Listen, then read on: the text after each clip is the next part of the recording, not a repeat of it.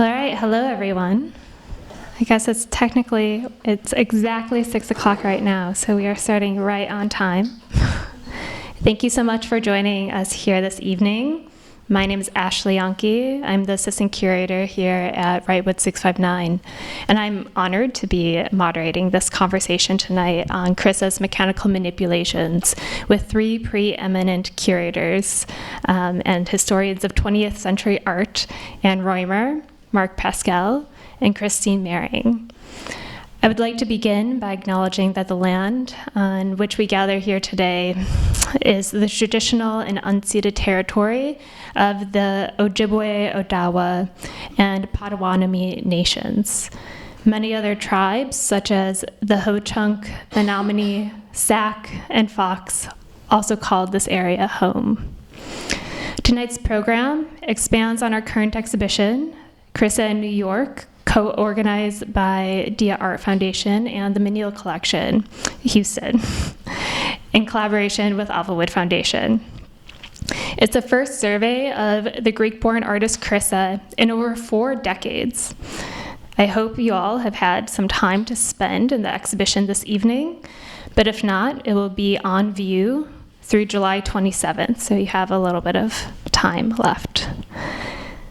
This evening, we'll discuss the work of Chryssa, a mononym artist ahead of her time, both predating and bridging the significant post-war movements of pop art, minimalism, and conceptual art.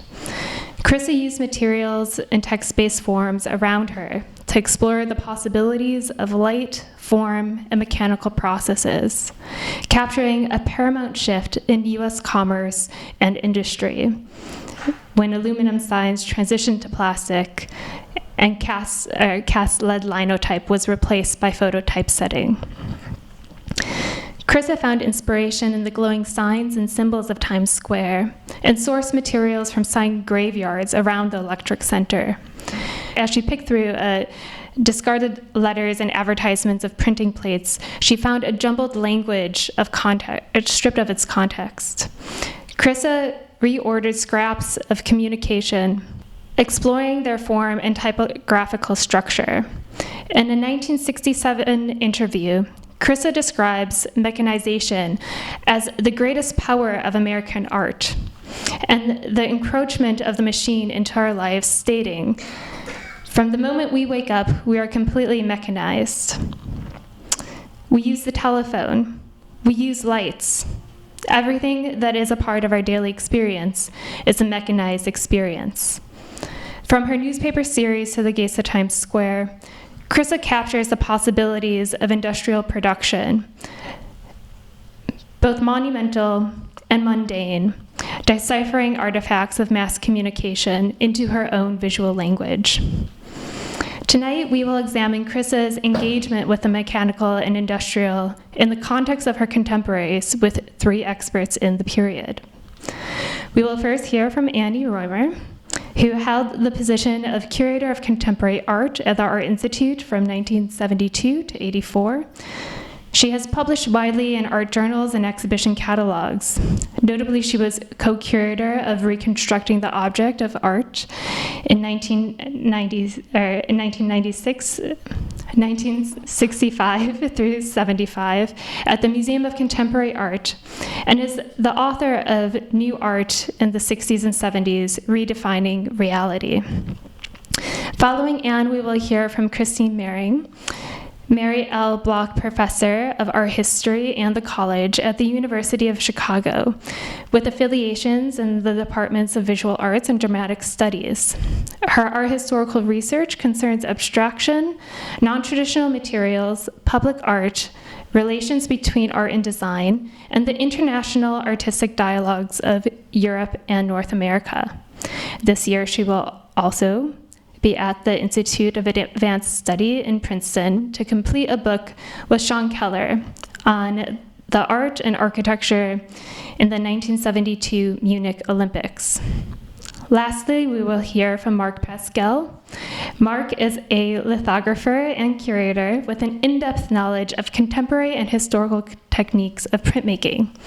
He is the Janet and Craig Registrar Curator in the Department of Prints and Drawings at the Art Institute.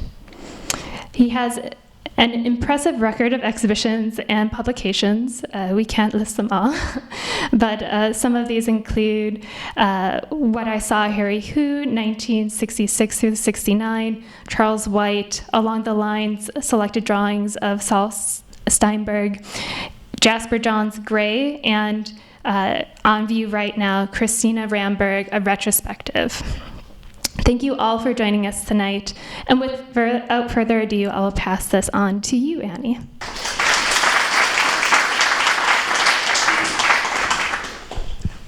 Is that yours? Yes. Okay.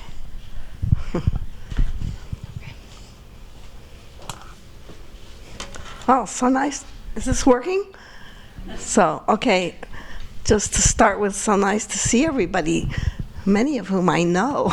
That's more daunting than strangers, I think. But anyway, here we go. I've just learned how to do this. Oh, you see that? Okay. Well, don't look at that yet. My plan, just introduction to say my plan this evening is to briefly, very briefly, provide a framework for considering Chryssa's place in the early days of neon use in the 1960s by looking at some of her illustrious contemporaries whose work has been defined as minimal or post-minimal or conceptual.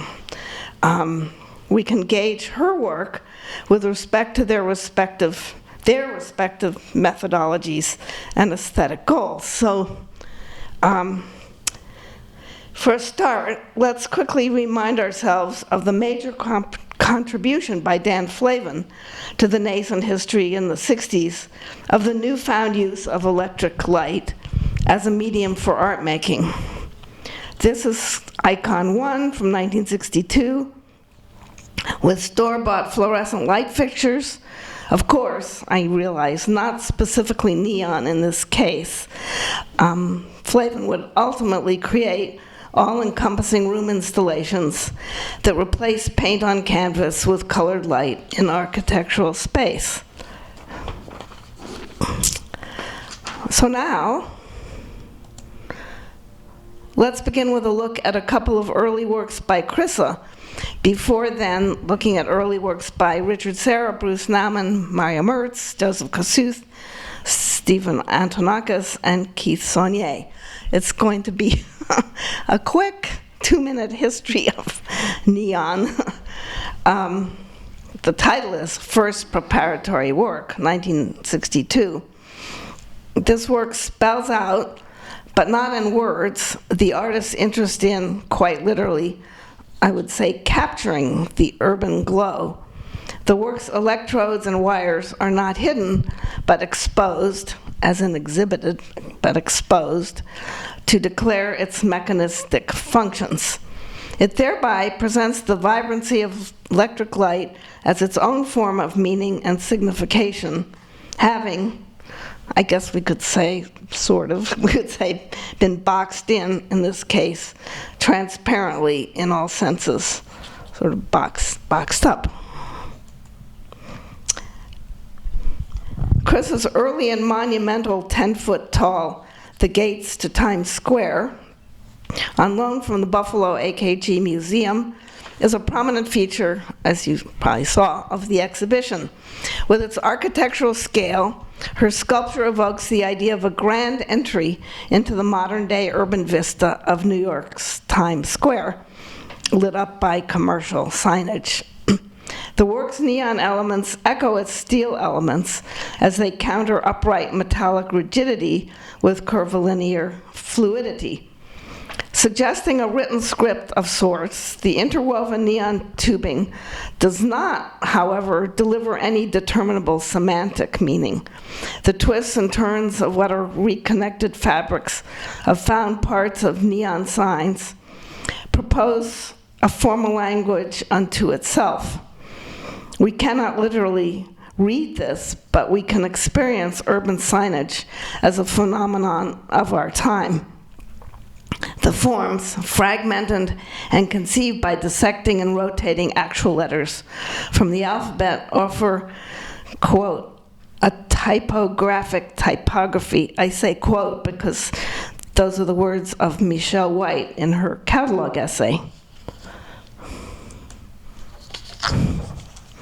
As per its title, ampersand number 4, 1965, fuses colored light with a sign that signifies linkage, and here stands alone as a form in and of itself.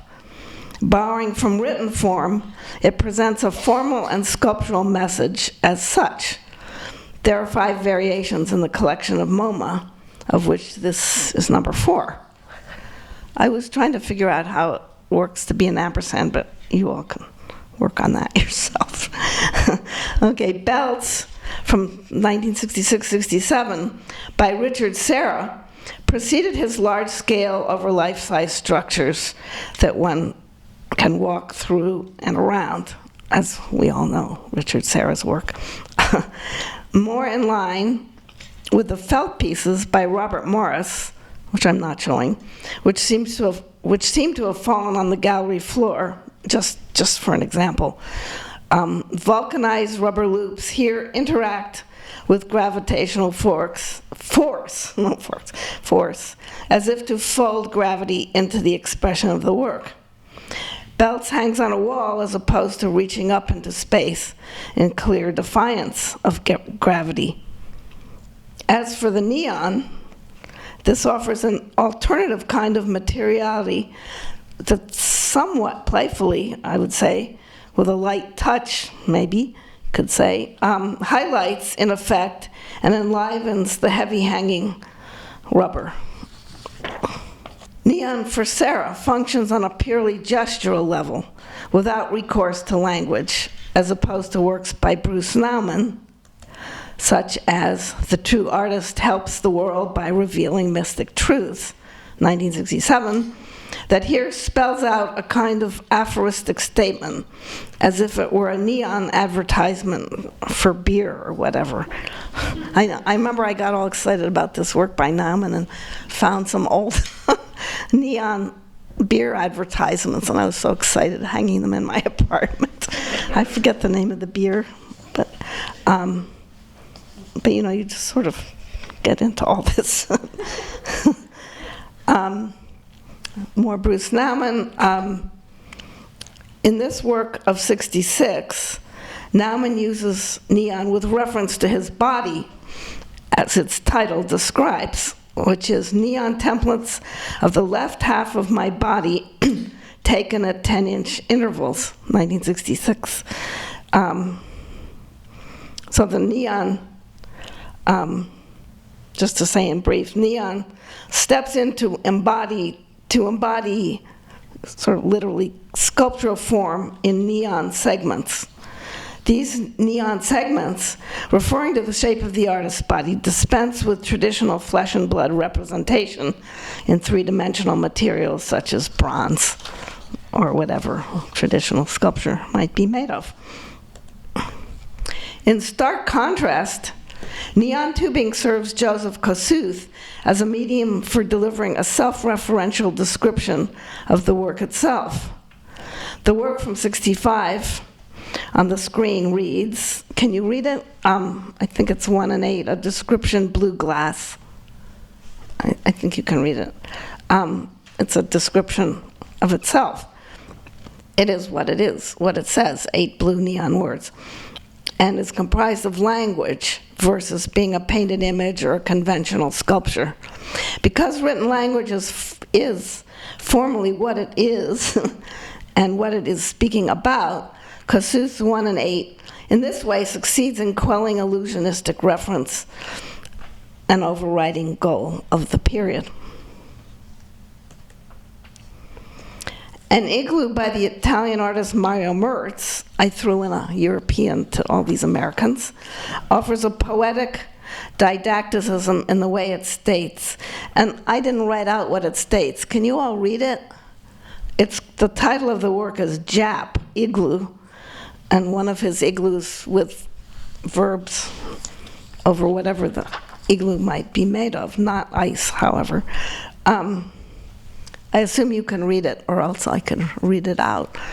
And In this instance, words in neon allow verbal meaning and letters as decorative elements to fuse almost like a garland of words slung over the igloo shape. When speaking about the use of neon in the 60s, we must, of course, acknowledge the career of Stephen Antonakis, neon artist par excellence. Antonakis is known for his many decades of work in neon, beginning at the outset of the 60s. Here exemplified by the Whitney Museum's Marie's First Neon, 65, we note the absence of language. Instead, abstract linearity without specific illusionistic or semantic reference defines sculptures that, in the artist's words, are, quoting him, are real things in real places. Another time we can have a look at Antonakis' interaction with architecture, such as this 1983 abstraction embellishing the facade of Seattle's Bagley Wright Theater. But now I want to end with a work by Keith Saunier of 1969 titled Neon Wrapping Incandescent. Robert Pincus Witten, writing early in the artist's career in Art Forum, mentions how neon in Saunier's work, quote, assumes the role of line and gesture to create what he calls calligraphic figuration that is totally abstract. I might just throw in that Saunier studied with Robert Morris and was possibly influenced by Robert Rauschenberg's Tumbleweed from 1963, actually, but more for another day because it's just more neon. In conclusion, my plan has been simply to present a backdrop for Chryssa's timely and innovative adoption of neon by reference to a number of her well-known contemporaries. It was not to pinpoint who did what first, but who did what why. Starting out in the early 60s with Chryssa clearly in the forefront. This by virtue of her concern with neon that pays homage to the landscape of signs engulfing us in the environment worldwide. Notably, neon for Chryssa references it without using it. She thus allows linguistic form and meaning to play out on their own mediumistic and sculptural terms. Okay, now Christine.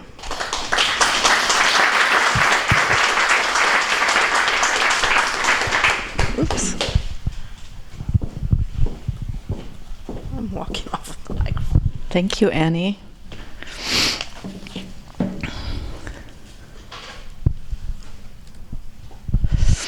Hi, everybody.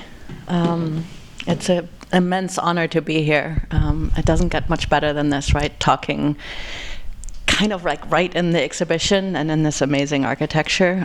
Thank you, Ashley, for including me, and Annie and Mark for being here with me. It's really super. And thank you, everyone, for coming. So I think initially was also meant to talk about sort of Chryssa's relationships to other artists. And as we were talking a few weeks ago, it became clear, oh my God, this is going to be way too similar to what Annie is going to talk about, and she knows this so much better than I do, so I better do something else. So what I'm going to do is, I think you can kind of see my little title there, it's smaller than it was meant to be, Chryssa Europa. I want to talk a little bit about something that I've been thinking a lot about with respect to post-war European art more generally, and in relationship to post-war North American art, and kind of think about Chryssa in that kind of dynamic. So I'm starting here, I'll get to Chryssa right after this slide, I promise, with Richard Hamilton's Just What Is It That Makes Today's Homes So Different, So Appealing, which many of you may know. It's sort of often considered one of the first pop art works, certainly one of the first works of British pop. And Richard Hamilton, British pop artist, kind of like all British pop artists, working through American consumer culture. And basically want to kind of turn this around or kind of modify this a little bit as a broader theme to just what is it that makes European art so different, so appealing. And emphasizing here, of course, that Chryssa was very much a European. She was, her formation really was in Europe. She went back often, spent the end of her life back in Greece, for example. And I'm really interested in the ways in which post-war European artists are somewhat idiosyncratic and have a kind of, for lack of a better word for the time being in my thinking about this, have a kind of very European mentality, maybe even a European aesthetic. That is, however, often in dialogue with and needs to be compared to post-war US art and art histories. This includes not just Chryssa, but my all-favorite, many of you know, I've done a lot of work on Blinky Palermo, so has Annie, but also people like Hans Hacke, Otto Pine, so many artists that often come from Europe, often from Germany, and spend time in New York and America, and there's this dialogue and that kind of Europeanness that really comes out when they spend time in the US, and especially in New York City. And I guess I want to think about that sort of Europeanness a little bit as a corrective to what in sort of maybe more contemporary versions of art history is often thought about as a kind of totalizing West, or even a way in which, we today often say that, the Western canon, or especially Europe, needs to be provincialized, and that it's not the sort of dominant canon. Like, it doesn't really work for post-war art, because post-war European art is hopelessly provincial, right? I mean, Serge Gilbeau said how New York stole the idea of modern art. Like, this is still, I think today, a kind of canon that reverberates in so many canonical art histories, as much as many museums, like many in the city, are trying to revise that. Anyway, so that's sort of as a preface, and I want to look at kind of 3 ways of Chryssa's Europeanness, maybe. I'll propose kind of 3 ways. The first one is her abstract material language.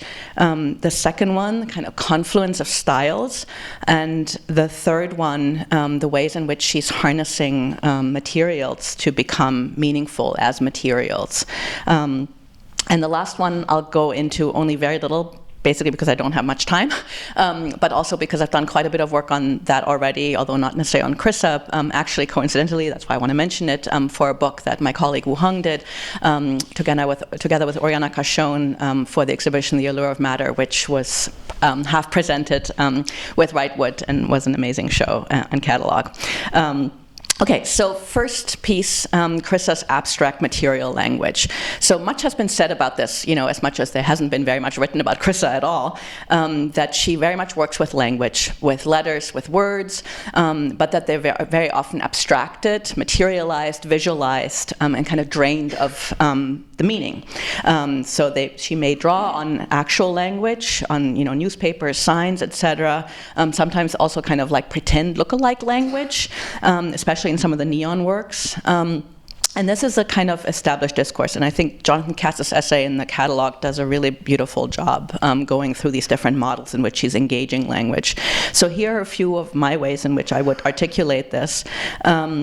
So there's a way in which often Chryssa uses kind of on the verge or complete monochromy to kind of drown language, most extremely in the Cycladic books, which are just around the corner. Really an allusion to books only that's left. There's hardly any language left. Little bit more visible, of course, language in the newspaper paintings, which Ashley has just installed gorgeously downstairs. I love that gallery.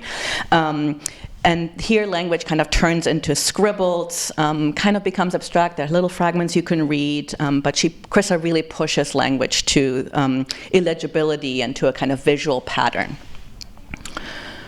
I don't have an image of her tablets, but very important that she calls these works tablets. Often they're made in bronze, very much alluding to ancient steles and tablets, especially when she's using bronze as kind of very ancient material. Also here, and I really just want to show some installation shots because the show is just so beautifully installed in these spaces here. I don't know what we want to call these works, like kind of knob works, digitized, elementarized kind of works. But I think that there's a whole body of work like these that sort of seems to kind of have little units and digits that kind of echo her interest in letters. And this is probably the most abstract version of kind of Chryssa still using, I think, a kind of allusion to language. And then, of course, there are her neon works, which very much allude to the use of neon in advertising. We all know this. Think it's important here that she often, as Annie already also discussed a little bit, puts this neon in boxes, kind of almost to kind of contain this explosion of what becomes kind of abstract gibberish. Like, we're used to reading neon, right? But we can't read it. Then also interesting, I think, in many ways, Chryssa often juxtaposes almost kind of two different kinds of languages, right? And the one that's here in the foreground. And language operates, of course, through difference, right? And so I think that emphasis on difference, often same forms presented differently, as in Americanum. Is that how you pronounce the title? Where like she really goes through kind of showing the same fragments of kind of pseudo language in very different materials and different colors, different ways, etc.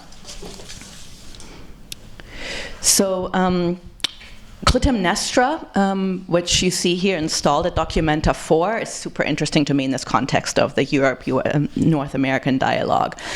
So first of all, a single sculpted letter in neon colors.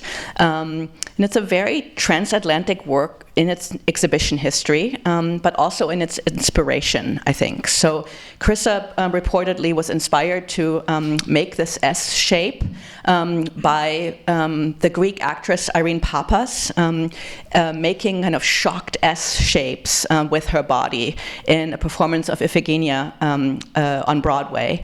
And Chryssa saw this, and there's a Greek actress in New York City inspiring this, as Chryssa has come from Greece via Paris to New York. To me, that is really, really significant and matters. And then this work, actually, Chryssa first shows at Pace in New York, and then refabricates it for Documenta 4. And Documenta 4, of course, was the Documenta where, US art went to Europe and completely blew all Europeans on the sidelines. It just, felt very intrusive and very overwhelming to European artists, the European market, dealers, curators, etc. Okay, so what I want to say here about the issue of language with respect to Europe is that I think there's something important about that Chryssa's working through with respect to multilingualism and maybe multiculturalism. Chryssa's experience, of course, was one that was formed in Greece, where she was born. Then she went to Paris, to San Francisco, to New York, and then, especially after Documenta 4 for a few years, led a very itinerant life. And there's, for those of you who have spent time in other cultures with other languages, there's a very kind of expat alienness to language when you spend time in another culture, even if you understand that language. And for Chryssa especially, she moves from the Greek alphabet to the Roman alphabet, right? So there's a way when you work with a different alphabet, there's a much more visual, material character to those letters, of course. And I think all of this reverberates in the way she's working with language. But I don't think this is just for Chryssa a kind of negative or critical or troubling experience to kind of be exposed to foreignness of other languages and other cultures. I think she's really interested in the potential of articulating thereby and seeing more of the kind of visual aspects of language, even maybe kind of encouraged to kind of push a little bit into the realm of what, especially in the 20s, many artists were in 1920s, artists interested in a universal language, as they called it. Very closely related, I think, to artists working with concrete poetry. Very interestingly, concrete poetry very much alive in Western Europe, where you have a kind of geography of very small countries, all very close to one another. It's very easy to travel across border and to be exposed to these kind of multicultural, multilinguistic, this kind of fabric. Also very common in Brazil, which has, almost 240 languages. So I think that multilingualism is really important to a way of approaching language in visual ways. And this is important also for the kind of notion of post-war Europe. As many of you know, it's in the post-war European context where Chryssa, first of all, encounters, famously she talks about encountering language on the walls in post-war Greece, and the experience in the occupation with, Germans being in Greece and hearing other languages. So it already starts in Europe, like at this very early moment. And then, of course, in the post-war period, Europe begins to increasingly integrate as a kind of antidote to the threat of and the destructive nationalism that the world wars and had produced in Europe. You start having all of these treaties being signed in the late 40s, 1957 Treaty of Rome, 1993 the EU is formed, but all of this predates, EU doesn't come out of nowhere, right? And so this kind of way in which Europe begins to be this kind of multicultural continent, multilingual continent, I think is important for Chryssa's formation. Okay, I'll be shorter on the next pieces. So next one is the sort of confluence of styles in Chryssa's work, and really just want to show the Gates of Times Square in this section, because it is one of the works that probably best epitomizes Chryssa's kind of way of working with all of these different styles, by which I mean also working with lots of different materials, media, different scales, techniques between kind of or merging tradition and modern materials and media, etc. Also merging and blending and working with so many different kinds of references and or originating, as we have heard from Annie, or maybe this is actually the part that's the least interesting, whether she was first or not, but she ties into pop, minimalism, conceptual art, right? All of this kind of conflates, and Tina Rivers-Ryan in the book, in the catalog, talks very beautifully about this. So there's one way of understanding this kind of confluence of styles, and there's all of these different styles existing in an artist's oeuvre, as a way in which artists, say, are very interested in a particular kind of, but they're driven by a kind of concept or an idea, right? And I would say someone like Walter de Maria, or Charlie Ray, Marcel Duchamp, those are the artists that, we know work in, like, you can't recognize a Duchamp because it looks like this or like that. It's just not relevant at all. They're driven by concepts, one might say. That's true for Chryssa. She's very interested in language, as I was just arguing, but I think that there's a lot more happening here. And again, coming back to this idea of Europe.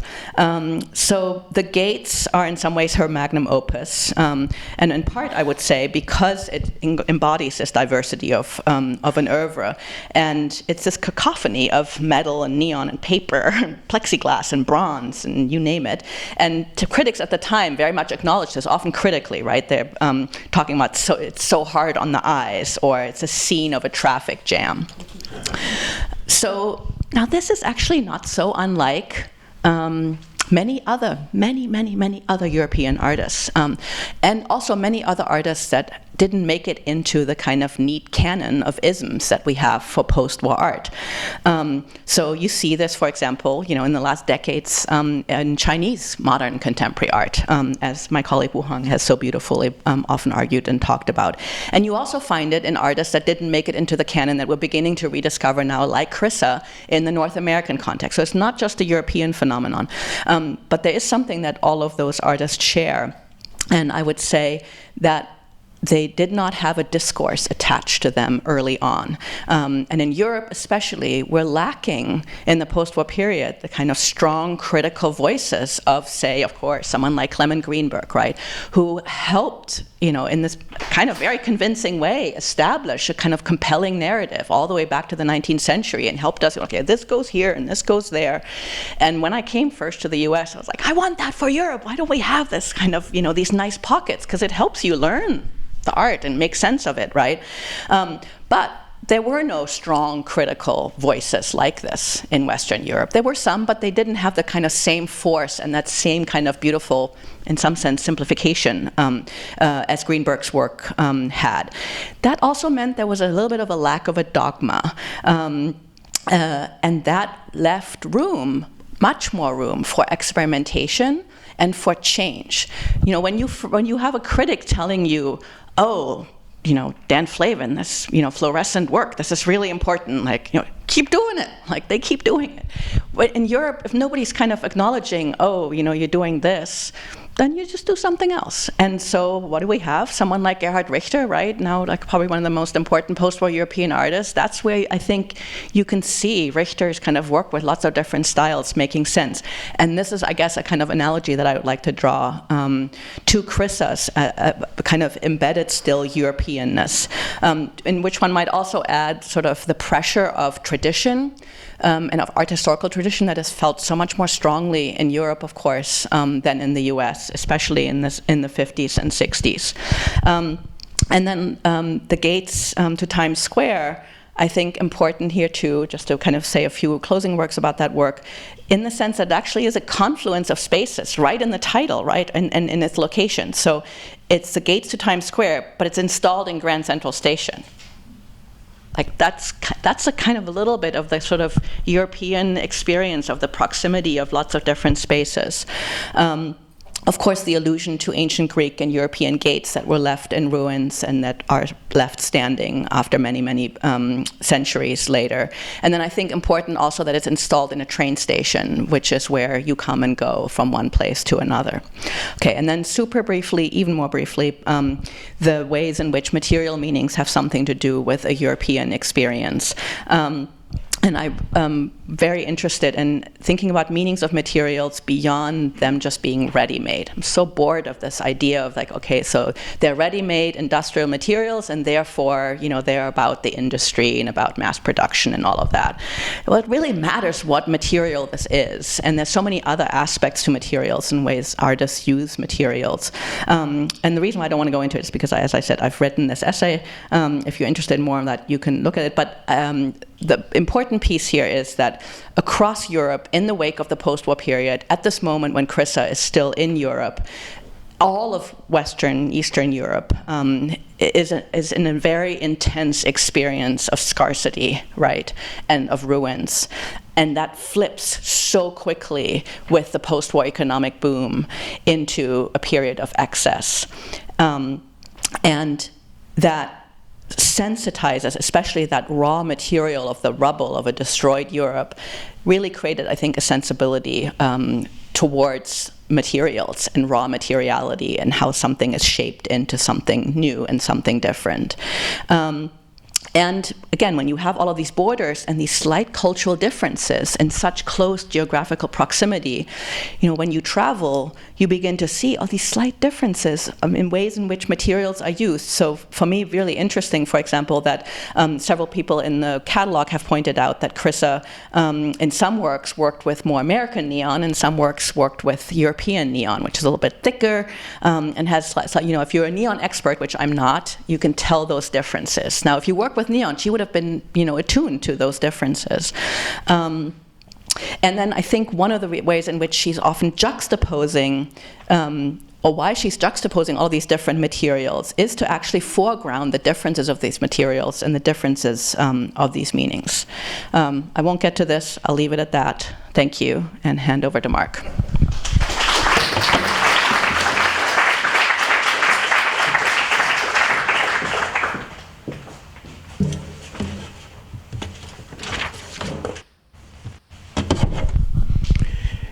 Is that too loud? Good. I'm going to talk around Chryssa. This exhibition was such a shock to me. It seemed to come out of nowhere. People were have commented tonight, and I remember commenting with my wife and friends who came to see it together, that what happened to her? Why isn't she in literature? Where did it go wrong? And there's so much material in the exhibition that I can't do what Christine did. I cannot take it all on, and so I'm taking out parts of it. And what I'm hoping to do is to sort of compare her to her peers and things that happen later, like what she anticipates perhaps in the work, if one were to suspend disbelief and read it that way. So I'm starting with Jasper Johns, who she's compared to very quickly in the book. Michelle does a very nice job of kind of framing it this way. And part of the way that she does is to say that, I'm quoting now something that I read in a Guggenheim catalog from the early 60s, that they were working with a given fact of contemporary anthropology, which is another way of saying things the mind already knows, Jasper Johns' famous statement. So for him, closed systems, things that existed, alphabets.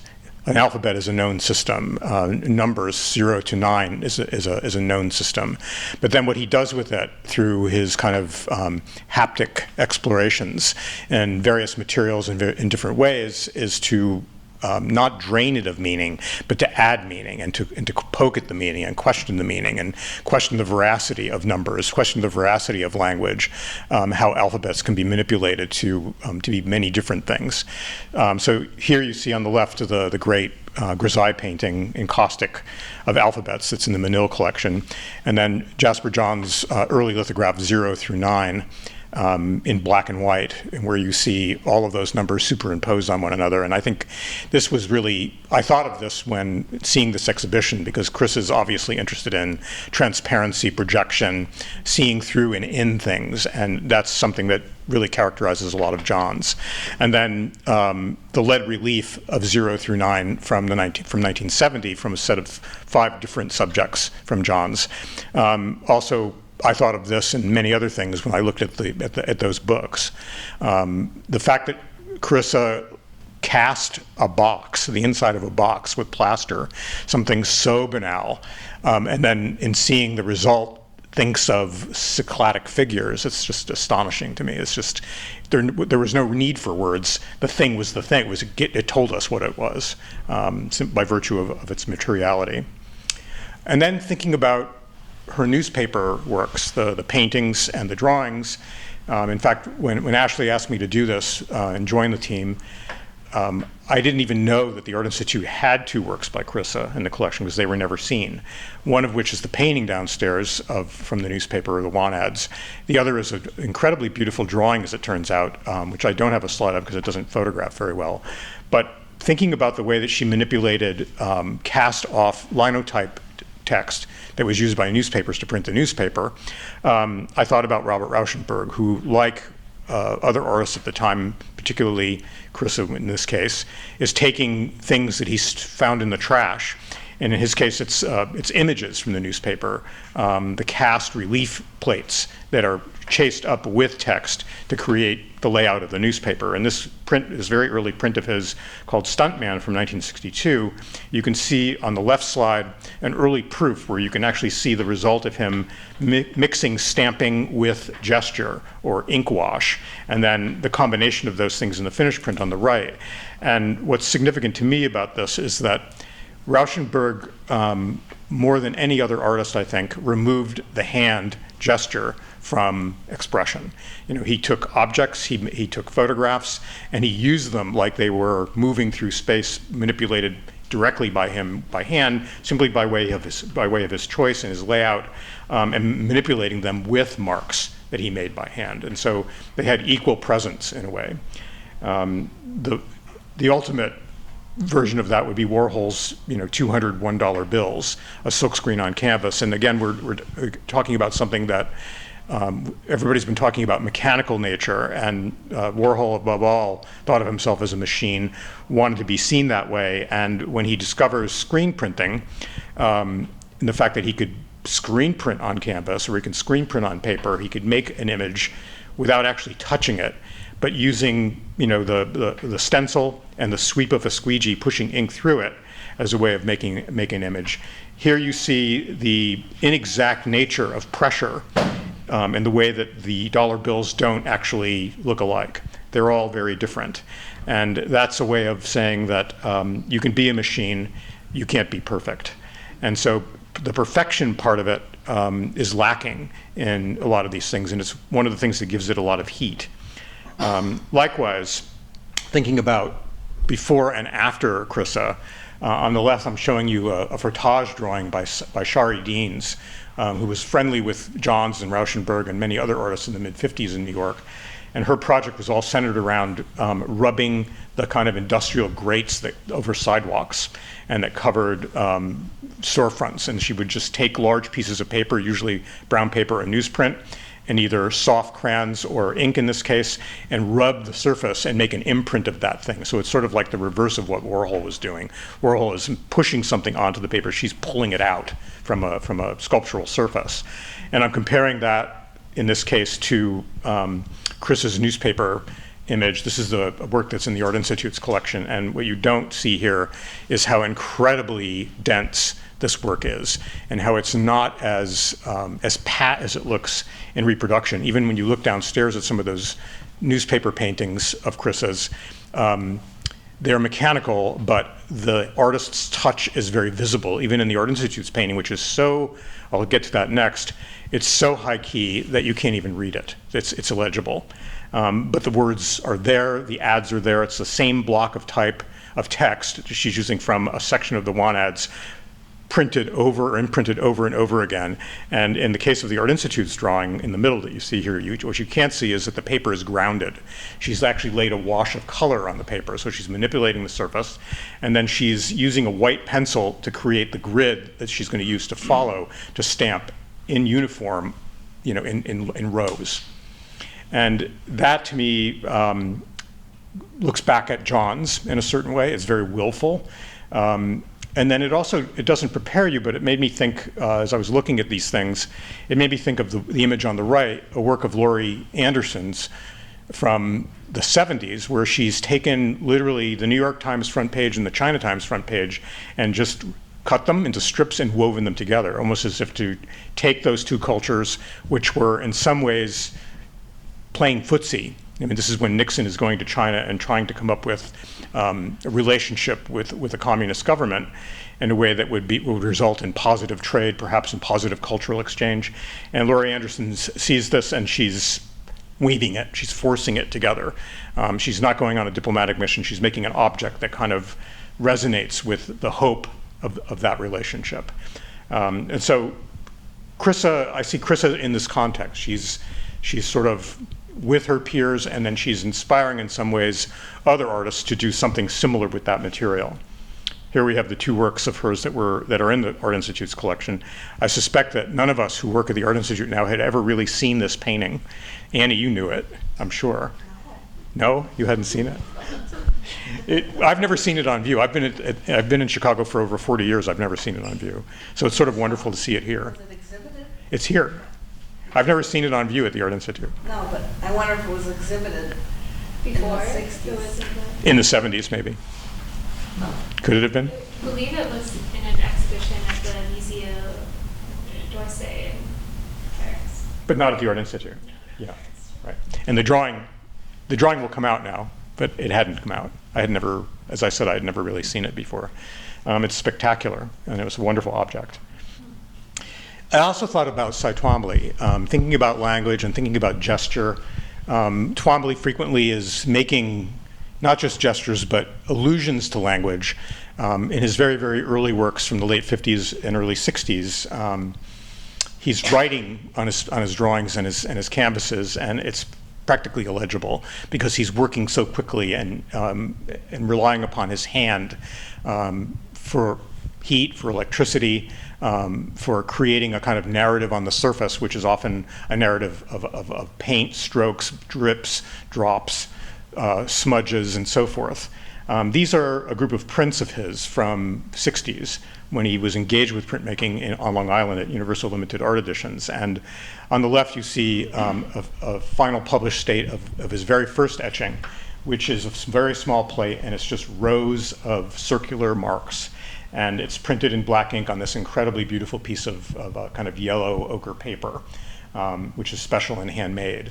And it's a characteristic of all artists' use of materials that they are conscious of what that receiving surface is going to be. And at this particular workshop, that is a hallmark. The producer, the owner of the workshop, Tatjana Grossman, came from a publishing family, and she was especially interested in the works that were done by poets and artists together in books, livre d'artiste, and that was her hope, was to create these things. And of course, the artists often couldn't work with poets. Poets couldn't work with artists, or it took too long. The projects would take years to finish, and so she had to do other things. And so she had the artists making these one-offs. In the middle section, you're seeing two prints. The one on the bottom is the way it was finalized. The one on top is an experimental proof. And it's a way of showing how a matrix, and I'm thinking about Chryssa here because she's using matrices all the time, whether it's the matrix of a shape of a neon tube, or it's that box that she's casting, and then also the tablets that she's created. It's a similar kind of thing. And Twombly, to get to the final stage that you see on the bottom, he's playing with the order of printing and the way of printing. In the case on the top, it's white ink. The plate is printed in white ink on black paper. On the right, you see another proof of that same print, so densely printed in a combination of color that it ends up looking like a copper plate. And I tried to photograph a copper plate, because we have that plate, to show you, but it just looked horrible. And there was too much reflection to get it to look good. But I think of him and Chryssa in a similar light, because Chryssa is playing with gesture, even if it's tubing that's been produced by bending, and it relies upon all this mechanical procedure to get it to light up. There's still gesture there. It's not just static. It's illuminating in that way. And then one of the other artists who I really thought resonated for me with Chryssa is Roman Opalka, an artist who started his career as a printmaker, making these really densely packed, repetitive marks to create swarms of information, who in 1965 decides he's going to do one project and one project only, and that is to start numbering consecutively across the surface of a canvas. On the left, you can barely see the painting that's owned by the Art Institute, and then in the middle, a detail of that. So you can see that when he first started, he was painting with black strokes on a white canvas, and eventually he started making the paint, mixing a little bit of each into the surface of the ground, and then also in the lettering that he's brushing on. Eventually, he wanted to go white on white, and that's where he eventually ends up, but you can barely read it. And then on the right is the Wanads painting that the Art Institute owns by Chryssa, and it's a kind of a similar thing, even though they are very different things. One is a newspaper reproduction, and the other one is a kind of hand-lettered numbering system. They resonate in a similar kind of way. And there's also a kind of systemic way of working. Numbering consecutively is very systemic. Stamping the same thing over and over again is extremely systemic. And then I also thought about Carl Andre. Two works from the Art Institute's collection. On the left is this kind of funny collage, probably made between the late 50s and the early 60s. It's not been dated. During a period when he was writing a lot of concrete poetry. This work was taken from posters of letter forms that he then cut up and reassembled into this kind of square grid structure that also kind of reminds me of Ellsworth Kelly, taking strokes, cutting them up, putting them in a bag, and arranging them by chance. This has a similar effect to it. It also kind of makes me think about decollage. It has maybe some resonance with artists who are tearing posters off of walls and mounting them and presenting them as works of art. On the right, this really beautiful tiny drawing, which I'm going to read about. It's a drawing for a piece called Blue Lock, which does not exist anymore. It was a temporary installation at LACMA in Los Angeles in the mid-'60s. And it consisted of a group of the same size cardboard tiles that were painted blue that were laid out in a field in the same way he might do a metal floor plate piece or a floor piece. The majority of Andre's works were produced using a typewriter to create poems, but he occasionally made drawings as standalone works. The collage of cut and pasted pre-printed letters echoes Chryssa's interest in the letter form as raw material and a site for sculptural endeavor.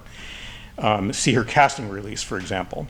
His drawing for Blue Lock refers to a site-specific work no longer extant, for which he distributed a grid of blue painted cardboard panels similar to his metal floor plate pieces, as I mentioned. In the drawing, he used the word blue as a literal signifier for those panels and organized them into 2 columns and 4 rows. In each section, he reoriented the direction of each letter so that there are 2 complete sets of rotations of that letter, creating subtle shifts in perception of the word, much like viewing the sculpture in changing conditions of light. And as viewers would have been invited to walk on and around the floor sculpture, so too are they prompted by the rotating letters to view the drawing from different angles. We might think of Chryssa's use of letters and words similarly as signifiers of various phenomena. I also thought of Alan Capro, a performance artist who also made readings and had his work performed frequently. This is a kind of bizarre portfolio that he created with Dick Higgins in the mid-60s called Calling.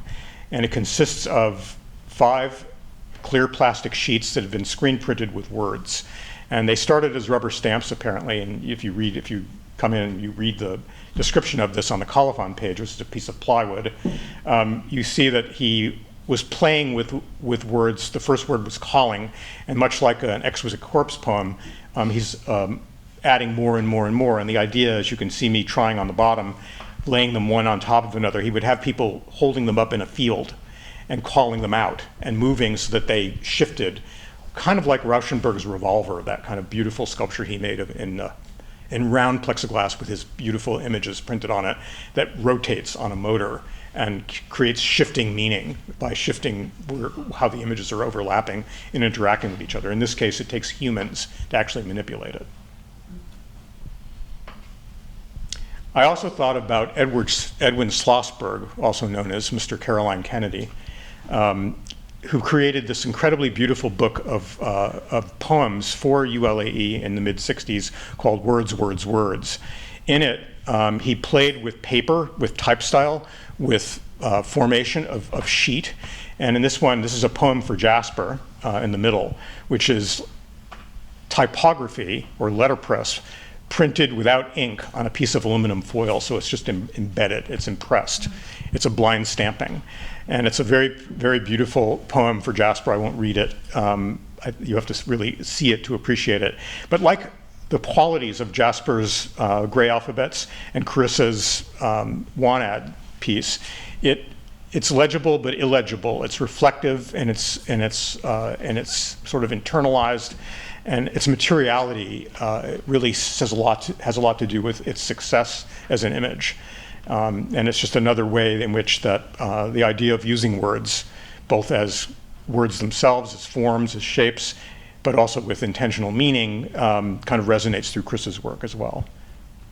And then finally, as a way of thinking about her very early use of the newspaper as something that was systemic, and how that could change in time. We have this Robert Gober piece, really beautiful drawing, a pastel drawing of lovers that has been drawn over the top of a backwards printed New York Times page after 9/11. And he did a whole series of these drawings using different pages of the New York Times, reproducing them, printing them backwards so that you can't read it. It somehow alludes to the kind of upside down nature of having, all of us having, so many of us having seen the actual act of destruction of the planes flying into World Trade Center and the aftermath of that, the life-changing aftermath of it in Manhattan, in this country and in the world. And then his take on that being this kind of incredibly intimate, beautiful moment between two people, coupled. It makes me think about the warmth of Chryssa's work, even though in a way it doesn't have a kind of outward expression of that. It's the properties of it visually, texturally, and the hand that make me think this way. And that's really all I have. There wasn't really a point, but just trying to think about how she resonates with other artists and other types of work. Thank you.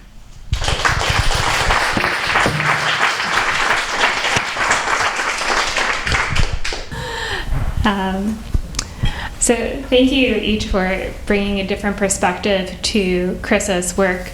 I guess what I would like to start with, really also building off of Christine's presentation, who I think really framed some of the difficulties in situating Chryssa's work in these very clear frameworks of pop art, conceptual art, and minimalism, which has been brought up as an issue throughout the catalog.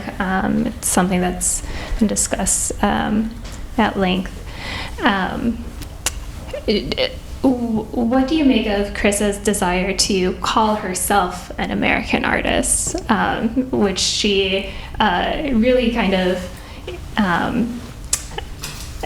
makes a strong stance for in her presentation actually here in Chicago at the Evanston Art Center in 1981. She kind of makes a statement about how she feels as though she's not quite enough of an American artist, despite her desire to be framed as one or considered as one.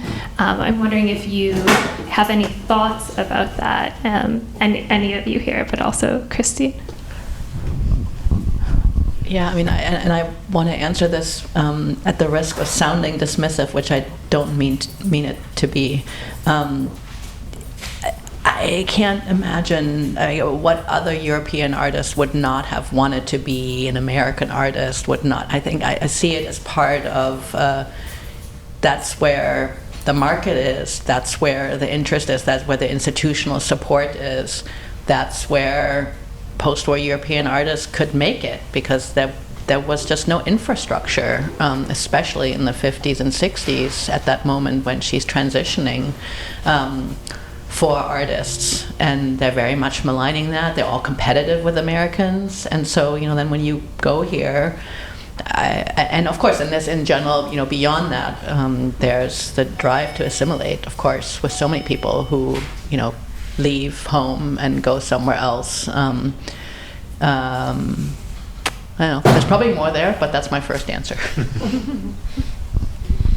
Was she a citizen? She was a citizen? She had a green card, but yeah. Mm-hmm. So do you think that's what she meant? That because she just had a green card, that wasn't enough? I mean, so many people who live here now came from immigrants, right? I mean, everybody's an immigrant other than Native Americans. So I don't know what wouldn't make. I mean, if you're here, you're in America, and I think it's not. I understand what you were saying, which is provocative and true, but I also think that you're here, you're American.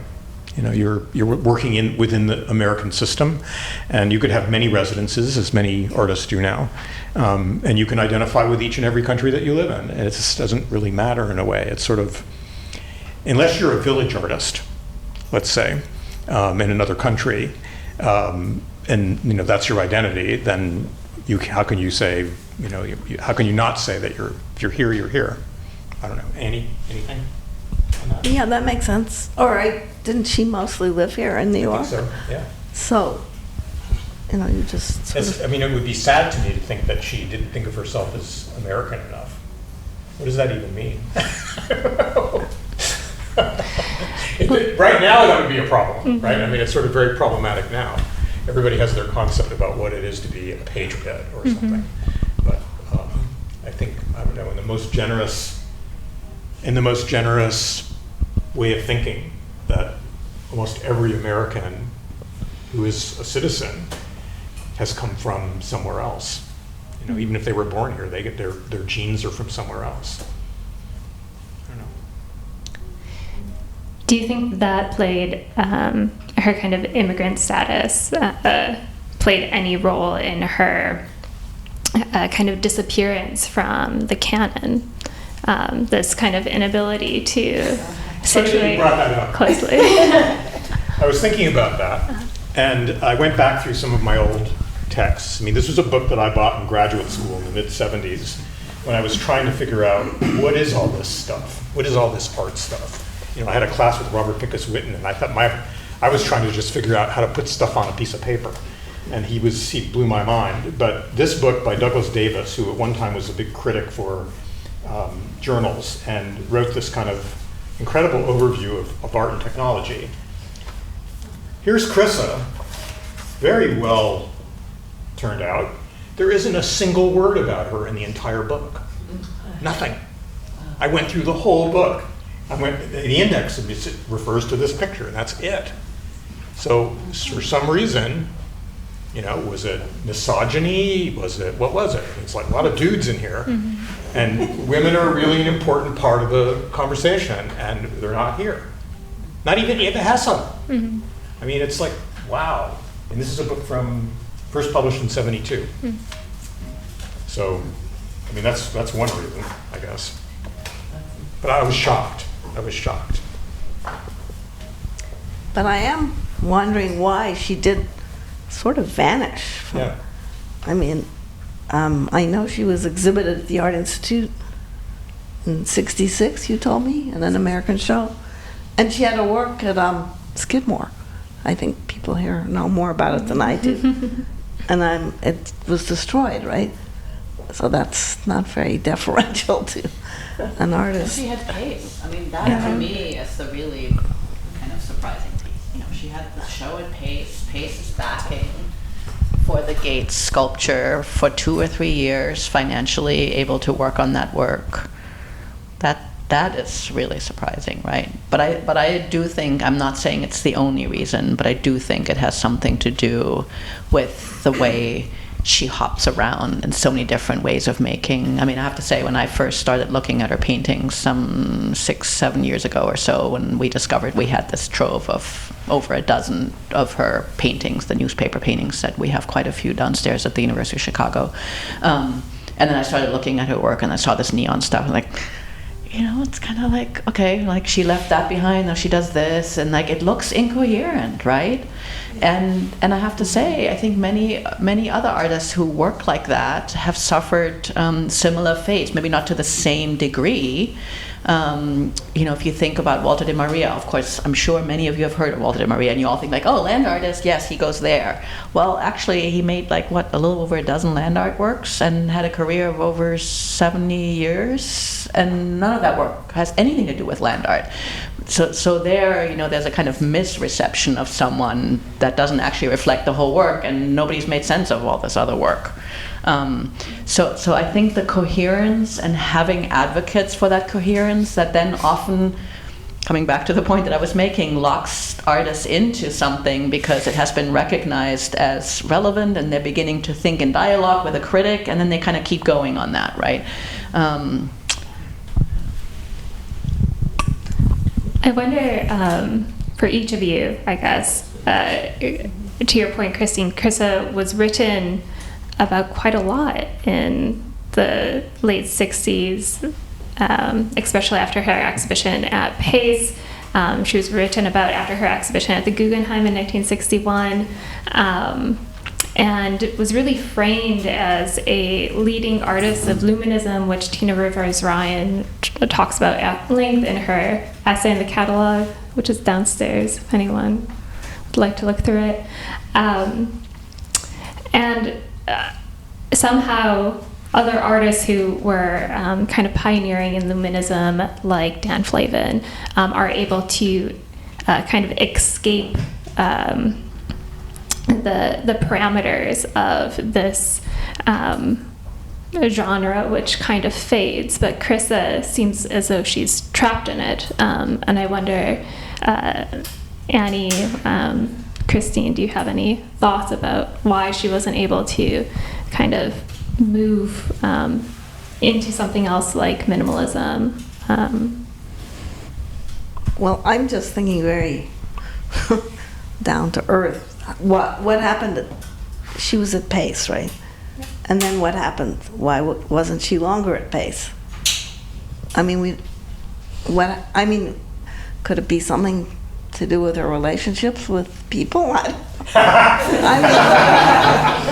mean, why would she not stay at Pace? I mean, I just don't know this particular history. She doesn't spend that much time in the U.S. after, right? She goes to Documenta and then leaves for a while, and then at some point she comes back, but I don't know when. You probably know, Ashley. She goes back and forth I know at one point she lost her green card. She literally lost it in New York, and it had some difficulty getting the same kind of residence status as she had with her previous residency status. And so she's back and forth in the 70s, and then moves to New York spends more time in New York towards the end of the 70s, and also starts spending time in Chicago after the commission at 33 West Monroe, before moving back to Greece in the 90s.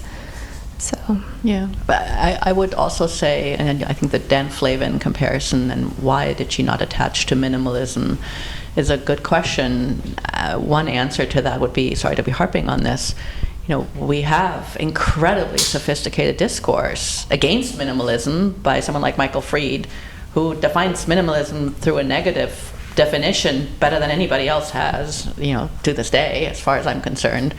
And so having and having someone like Fried not pay attention and her not fitting kind of into that framework, that really defined a kind of very core group of people, art and objecthood, it's Flavin and Morris and, and Judd, and, that was kind of it. Sure, it didn't help she was a woman. But, color field, or think about like the strength of like Lucy Lappard, and kind of helping define conceptual art. Like there are really strong voices associated with these movements, and I think if artists didn't make it kind of in there, that didn't help. Lucy just briefly mentioned Chryssa actually in her book on pop art, which I think is also, there's this quote from Chryssa which I find very entertaining. She's asked if she likes anything about pop art because she's often kind of put in this grouping, and her response was, "There's only so much you can put on a hot dog," which I guess I wonder, how would you interpret that?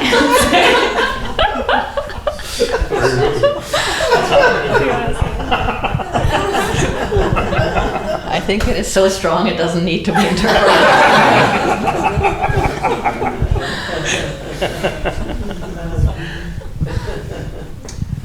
I think also, thinking about what you were saying about market and attachment to critic and so forth, her work is really complex. To get it made takes a lot of different technicians, not just her. And if she didn't maintain relationships with those people who she relied on, think about neon can be very finicky. The craftspeople who work on it are more interested in making signs or something that's going to bring them regular income. Artist stuff is, there isn't a Lippincott of neon that I know of. Lippincott was a fabricator of giant sculptures in Connecticut. And also if she was moving around making that stuff, she would have to have shifted to some other more portable way of working, I suppose. And so that something like the Gates to Times Square, that's something that requires a patron, it seems to me. You have to have the money to be able to go into a shop and say, okay, I'd like to do this. And they'll say, where's the money? We're not your bank. So it could have been that as well. That could be a huge reason why she doesn't come up with the next thing that's going to help her maintain a constant presence and understandable in a way that a dealer can sell it. If a dealer can't sell it, chances are they're not going to show it. They're not going to maintain a relationship, which makes me wonder, how did they deal with people like Vito Acconci for so long? Who's doing performances and stuff. It's like they have to make prints to pay the dealer back, kind of.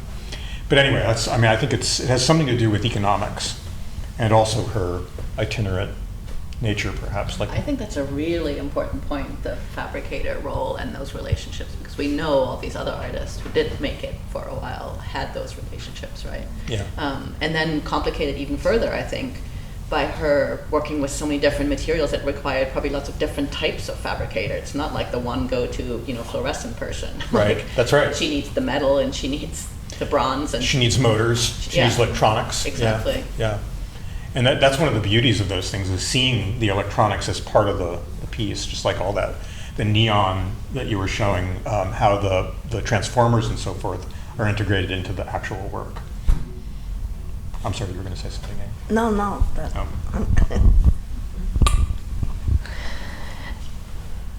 I think her relationship with fabricators was complicated, and I wonder how much of it was her kind of very strong attention to detail and kind of a desire to push the boundaries of the medium, which you can see in a lot of the work.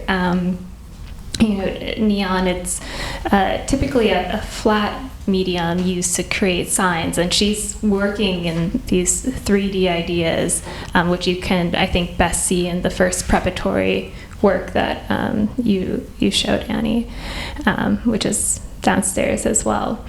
But she was a woman. She was unable to enter into the trade union of Neon, which did not accept women into that union at the time. You needed to be a part of the union in order to work on Neon. So I think that could also potentially, there was probably some friction there between her and some of these fabricators who, it's a very kind of masculine environment that she's entering into as an immigrant woman, making demands that, another quote from her that I really enjoy. I think her interviews are really just an enjoyable read if anyone has a chance. But she asks them if they can make this work from her, and she says, they say, you can go to the moon and back, but you can't do this. So she's. They say that. So she asked them this. In the United States of America, you can go to the moon and back, but you can't make this work for me. And they essentially say, yeah, you can go to the moon and back, but we're not going to do this for you. So I think she's really pushing the boundaries of what's possible at the time, and maybe her defiance kind of comes across in a way that's not palatable to the people who are working on her. Yeah. I think so. Do you know anyone that actually knew her and worked with her? We have someone in the audience today who knew her, worked with her. Can they comment? Or? Sure, if you want to say anything. Yeah, I can tell you. Not to open it up already, but. Sure. But Would you like to is sit? it working? Yeah. We knew Chryssa for a long time personally, because she was a friend of my friend, and we worked together. So we knew her for many years. We met her in Athens, and she's really a Greek lady. She's very strong, and she has a good sense of humor. We enjoyed her very much. My daughter entertained her at her house, and she has a big book of her. That was very nice. Of course, she went back to Athens, to Greece in the later years, and then we lost contact. Yeah, but I loved her work. And did you know her when she was in Chicago? Oh yes, Yes. that's when I knew her. Oh. Yes, I knew her then. And how did you meet her? She was actually the girlfriend. She was a lesbian lady, so she was befriended with my friend, and they traveled together. What was the name of your friend? Mousy. Mousy. I'll need to talk to you at a later time. Get more of those details. Have you have. heard of her name? Yes, I have. So So we were now, very close friends for many years indeed, and she helped her in certain ways, like the creating of her works that had to be shipped out, and that was very heavy. But I understand that the work that she did was very heavy always. Yeah. So we had Yes. some pieces of hers, not anymore, Oh. but we did.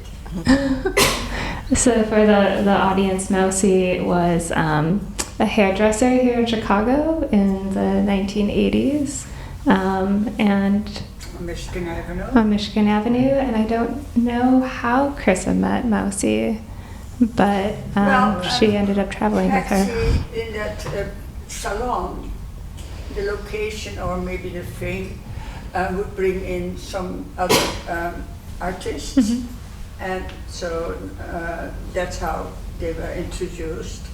And so she, so for a long time she traveled around with her to make her work for her. Wow, this is really fascinating. I've spoken to several people, and I have not met a single person who knew Mousy, or personally. So yeah, my daughter over there, Bettina.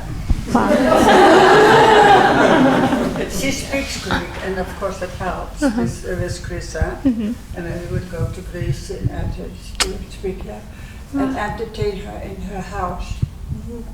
Wow. She's nice, very nice. All history is This is such a treat. That's how I know Chryssa. Well, thank you so much for that, and so I'll have to talk to you. And then Richard, you want to introduce yourself? Well, Richard's actually part of a program that we're doing with SOM on July 11th. So if you want to. Yeah, I don't want to preempt that or preempt this group, but I'm Richard Tomlinson. I was a partner at Skidmore, Owings and Merrill, and I was the senior architect on the sculpture that has been demolished at 33 West Monroe.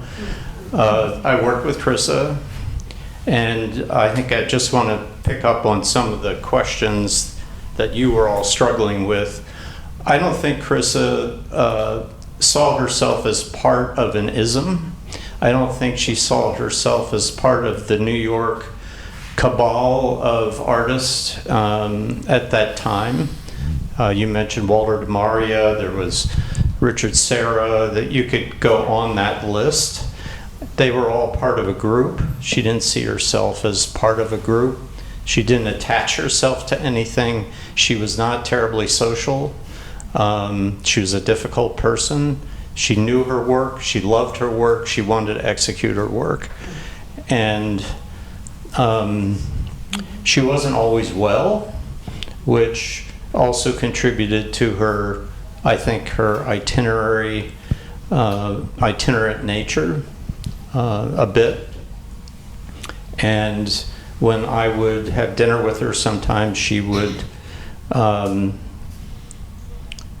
imagine a lot of things. So she wasn't always stable. So, those kind of relationships don't necessarily work out so well if you're trying to build a practice and an identity. And it was difficult for her to work with fabricators. The fabricator we worked with here in Chicago was Whiteway Sign. I mean, they're signage people. In fact, when that sculpture was installed, we had to take out the bottom piece of it because there was a sign on the bottom that said Whiteway Sign. So we had to have them make it again without the Whiteway sign on the bottom of it. So that was somewhat amusing. But she was an artist through and through, and she was very Greek. She loved Greece. She wanted to be an American artist, but and she was very Greek. And very passionate about what she was doing. I don't know if that helps in your discussion at all. Yeah. But I wouldn't try to. When Ashley and I were speaking, the question comes up just as you guys were talking about this, what happened to her? She got sort of lost, and I think she got lost because she didn't attach herself to anything. She just did her work, and I know she got frustrated. She started working here a lot because of her frustration in New York, of working with New York fabricators. And I didn't know about the union thing. It might have had something to do with that, but she ended up making a number of her pieces. She made them here in Chicago with Whiteway Sign.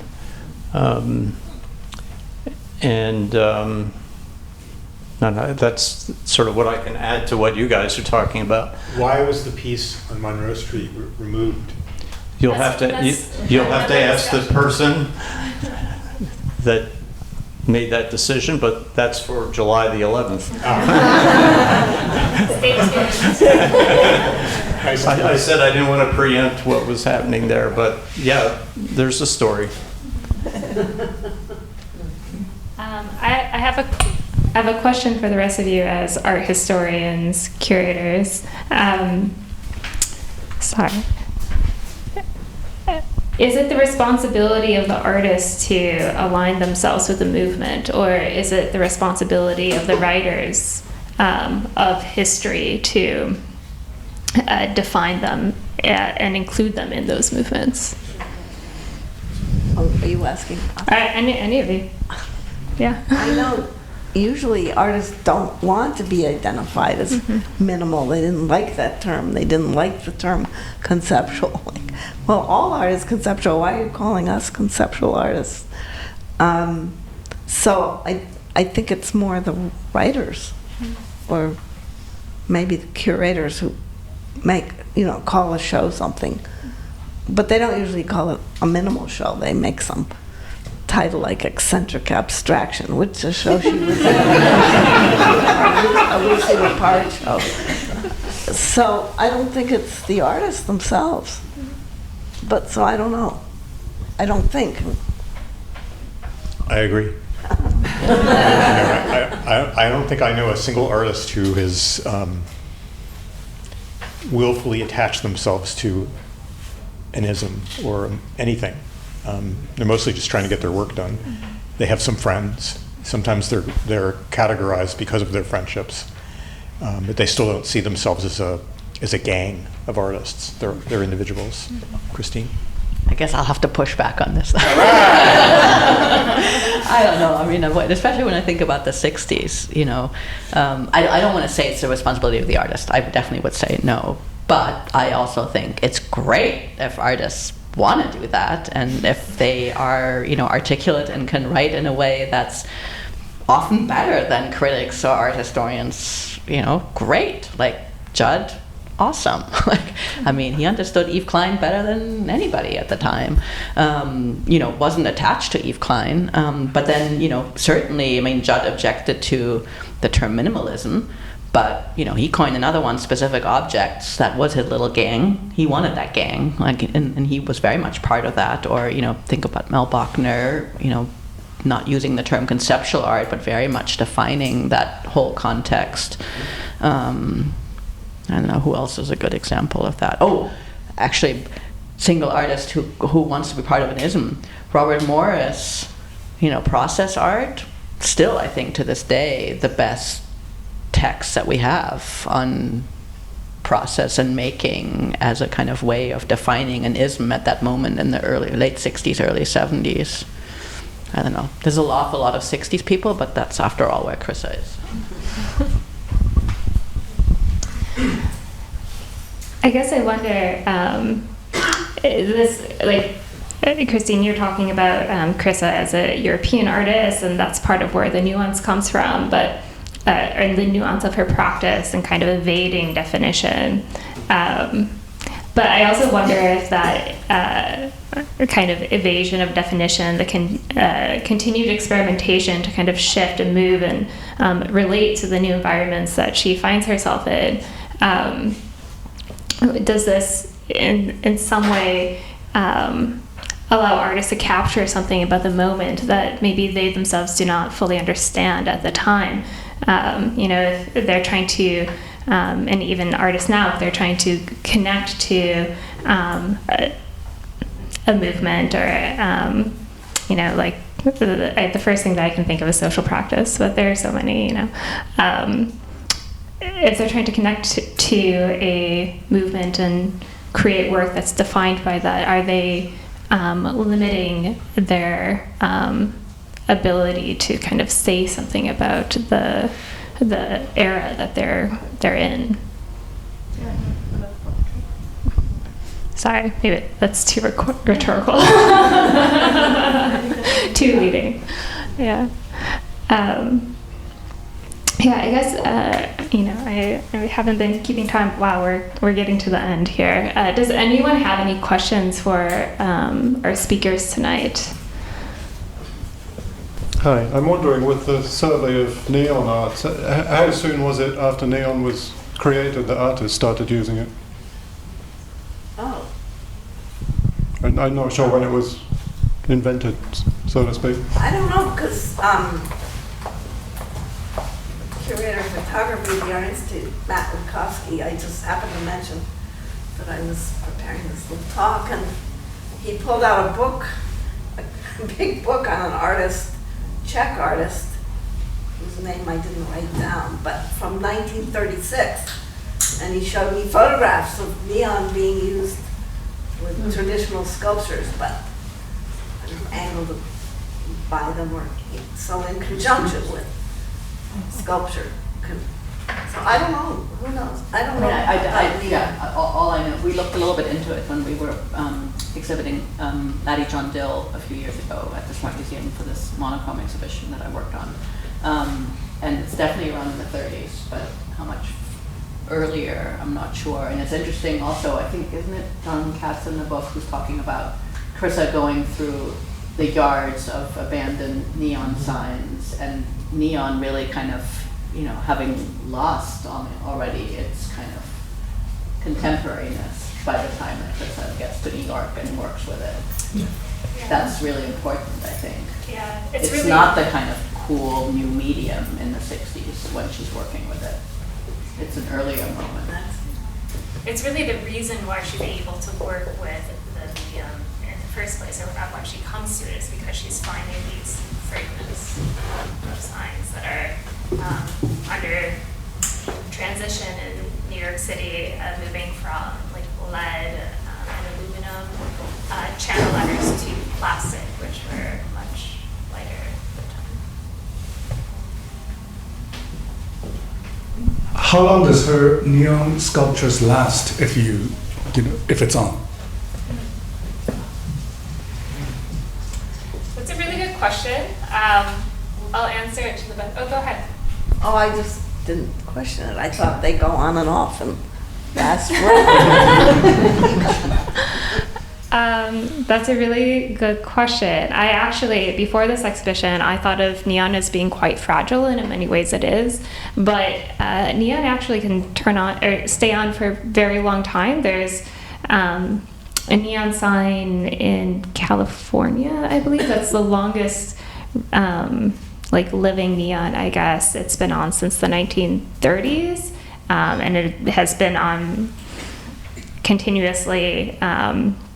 Actually by mistake, because it was accidentally plastered into a wall, and when they were doing renovation they found it. I actually heard about this from a neon vendor here in Chicago, John Bannon.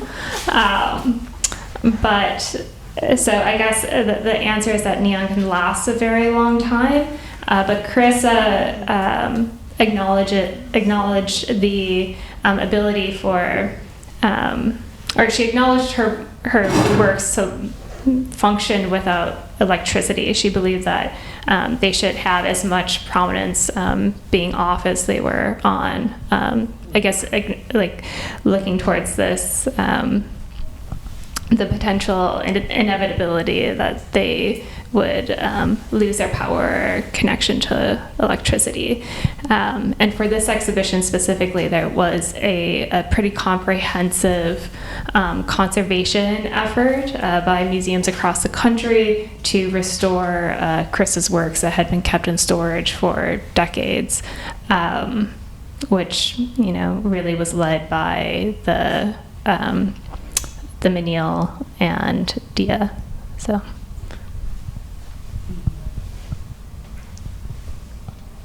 For those of you who don't know, there's a wonderful neon museum in Las Vegas. It's one of the few great things to see. There's also a great sign museum in Cincinnati, American Sign Museum, which is astounding. Yeah. Well, thank you, everyone. Thank you for joining us here tonight. Thank you, Anne, Mark, and Christine for speaking tonight and giving us new perspectives and new ways to think about Chryssa's work in the context of post-war art. So thank you so much. And if you haven't had the chance to spend time with the exhibition, or you would like to spend even more time with the exhibition, which I do encourage, it's on view through July 27th, and we are open on Fridays and Saturdays. So please come back. And for those of you who would like to read a little bit more about Chryssa, we do have a catalog downstairs, which is available for purchase. All right, thank you all.